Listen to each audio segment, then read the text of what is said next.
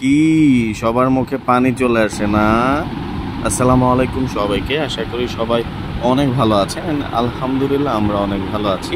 তো আজকে আমাদের বাসায় রান্না করা হয়েছে খুদের ভাত, পাশাপাশি ছিল হচ্ছে চেপা শুটকি ভর্তা, আর হচ্ছে আলু ভর্তা, আর পাশাপাশি হচ্ছে ডিম বিরিয়ানি।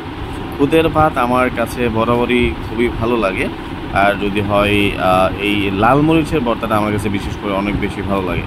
লাল মরিচ আর হচ্ছে আলু ভর্তা একসাথে মাখিয়ে দেন খেলে কিন্তু অসাধারণ লাগে। তো ভর্তাটা অনেক ঝাল ছিল। লাল মরিচের ভর্তাটা মূলত শুকনো মরিচ দিয়ে বানানো হয়েছে, আর তার পাশাপাশি ছিল হচ্ছে আলু ভর্তা। আলু ভর্তাটা বানানো হয়েছে ধনিয়া পাতা দিয়ে।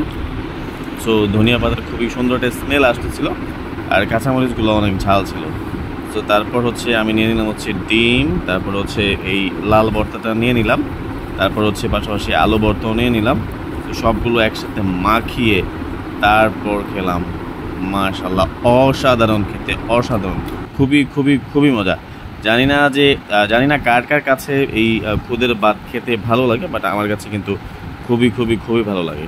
অনেক সময় হয় কি, গোস্ত মাছ বা অন্য অন্য সবজি খেলে আসলে মুখের মধ্যে কেমন যেন একটা অরুচি চলে আসে, তখনই কিন্তু আসলে এই খুদের ভাত আর ভর্তা দিয়ে খেলে কিন্তু মানে অসাধারণ লাগে একদম।